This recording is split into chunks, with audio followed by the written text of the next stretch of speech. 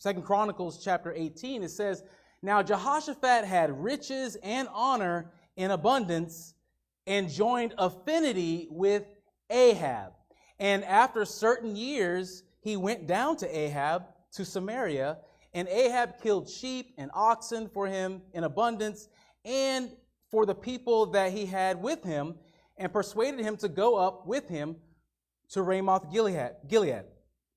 Now, Jehoshaphat, like I mentioned before, he's saved. He has many riches. He's the king of Judah. But the wicked king Ahab of Israel, of the northern kingdom, he was best friends with him. Flip back to 2 Chronicles chapter 19. It says in verse number 1, "And Jehoshaphat, the king of Judah, returned to his house in peace to Jerusalem." That's a key point there, because King Ahab, he actually got killed as a result of them going down to Ramoth Gilead, but God spared King Jehoshaphat. So he returned to his house in peace to Jerusalem. Verse 2, it says, "And Jehu, the son of Hanani, the seer, went out to meet him and said to the king Jehoshaphat, 'Congratulations on your victory, on your survival.'" No. He says, "Shouldest thou help the ungodly and love them that hate the Lord? Therefore wrath is upon thee from before the Lord." You see, God's anger was kindled against saved King Jehoshaphat. Why? Because he loved a wicked man. He was best friends with King Ahab. They had parties together, and so much so that King Ahab was like, "Hey, Jehoshaphat, come with me to war, to battle, and go take Ramoth Gilead." Don't think that God approves of your alliance with the wicked. Any alliances that you have with those that hate God, those that curse God, those that will openly sell themselves unto the devil, because that's what Ahab did, sell themselves to the devil. When you have a relationship with that person, well, God's not happy about that. I wouldn't want my children to be best friends with someone who's constantly throwing eggs at my house. They're constantly breaking windows, stealing stuff. I mean, I don't want them to be friends with. I mean, how does God feel? How does God feel that his children have their priorities mixed up and they're best friends with those that hate God? Psalm 101, verse 3 says, "I will set no wicked thing before mine eyes. I hate the work of them that turn aside. It shall not cleave to me.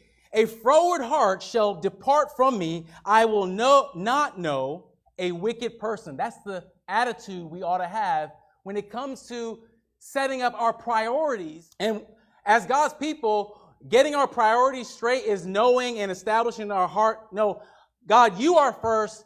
I couldn't care less how much money they have. I couldn't care less how famous they are. What can I get from the world? That is not my priority. My priority is your word, oh God. Not my will, but thy will be done. So we don't want to follow this example of Jehoshaphat having affinity with those that hate God.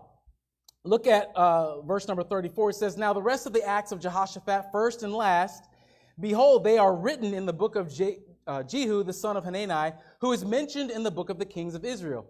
And after this did Jehoshaphat, king of Judah, join himself with Ahaziah, king of Israel, who did very wickedly." He didn't learn his lesson. But Jehoshaphat, he becomes friends with Ahaziah, the son of Ahab, a wicked man, the son of a wicked man. And it says, "And he joined himself with him to make ships to go to Tarshish. And they made the ships in Ezion-Geber." So right here we see not only are they friends, not only are they pals. Hey, yeah, I knew your dad. Yeah, we go way back. Yeah, we had barbecues together. Let's build ships together. Let's join together in a construction project and put a lot of funding and money behind this thing. No, that's the wrong idea. That's having your priorities out of order. They're wicked, they're twisted, because you are with affinity with a hater of God. Look at verse number 37.